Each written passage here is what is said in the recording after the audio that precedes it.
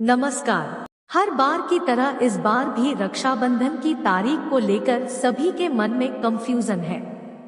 दरअसल इस बार भद्रा के कारण 30 और 31 अगस्त को रक्षाबंधन मनाने को लेकर मतभेद है। रक्षाबंधन का त्योहार हर साल पूर्णिमा के दिन मनाया जाता है। ऐसे में आइए जानते हैं इस बार किस दिन मनाया जाएगा राखी का त्योहार। रक्षाबंधन का त्योहार हर साल श्रावण मास की पूर्णिमा के दिन मनाते हैं, इसलिए इसे राखी पूर्णिमा के नाम से भी जाना जाता है। यह पर्व भाई बहन के प्रेम का उत्सव है। इस दिन बहनें भाइयों की समृद्धि के लिए उनकी कलाई पर रंग बिरंगी राखियां बांधती हैं, वहीं भाई बहनों को उनकी रक्षा का वचन देते हैं।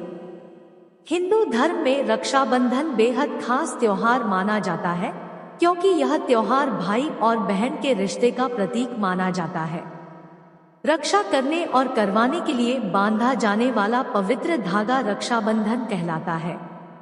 ये पवित्र पर्व श्रावण शुक्ल पूर्णिमा को मनाया जाता है। इस दिन बहनें अपने भाइयों की कलाई पर रक्षा सूत्र बांधती हैं। भाई बहनों को जीवन भर उनकी रक्षा का वचन देते हैं। हिंदू पंचांग के अनुसार इस साल सावन पूर्णिमा 30 अगस्त को दिन बुधवार दोपहर 12:29 से आरंभ होकर 31 अगस्त दिन गुरुवार सुबह 8:35 तक रहेगी। 30 अगस्त को पूर्णिमा तिथि के साथ ही भद्रा काल आरंभ हो जाएगा। शास्त्रों में भद्रा काल में श्रावणी पर्व मनाना निषेध माना गया है। 30 अगस्त को भद्रा काल रात 9:03 तक रहेगा। इस समय के बाद ही राखी बांधना ज्यादा उपयुक्त रहेगा। राखी बांधने के लिए दोपहर का समय शुभ होता है। ऐसे में 30 अगस्त के दिन भद्रा काल के कारण राखी बांधने का मुहूर्त सुबह के समय नहीं होगा। ऐसे में 30 अगस्त 2023 को रात 9:03 के बाद राखी बांधी जा सकती है। वहीं 31 अगस्त को सुबह 7:07 से पहले राखी बांध सकते हैं। रक्षाबंधन के दिन बहनें भाइयों की कलाई पर रक्षा सूत्र या राखी बांधती हैं।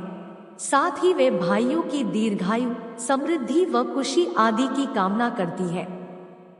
रक्षा सूत्र या राखी बांधते हुए निम्न मंत्र पढ़ा जाता है, जिसे पढ़कर पुरोहित भी यजमानों को रक्षा सूत्र बांध सकते हैं।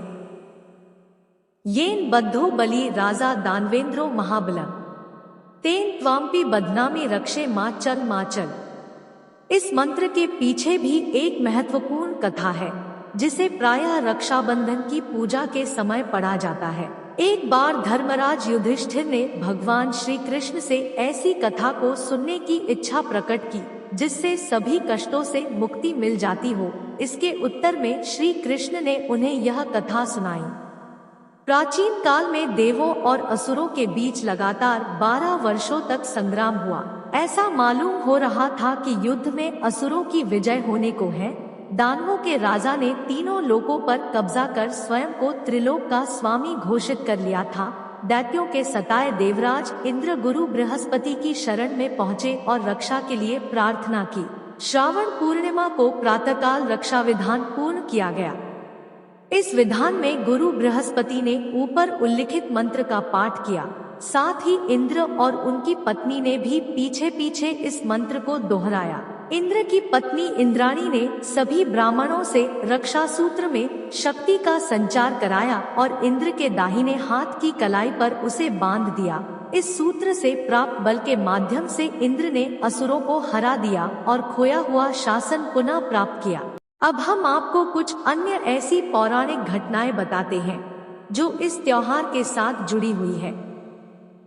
मान्यताओं के अनुसार इस दिन द्रौपदी ने भगवान कृष्ण के हाथ पर चोट लगने के बाद अपनी साड़ी से कुछ कपड़ा फाड़कर बांधा था। द्रौपदी की इस उदारता के लिए श्री कृष्ण ने उन्हें वचन दिया था कि वे द्रौपदी की हमेशा रक्षा करेंगे।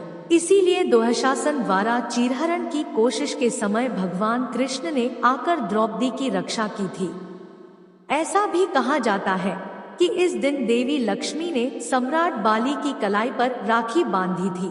यदि आपको वीडियो अच्छी लगी हो तो लाइक एवं कमेंट शेयर अवश्य करें व चैनल को सब्सक्राइब करें।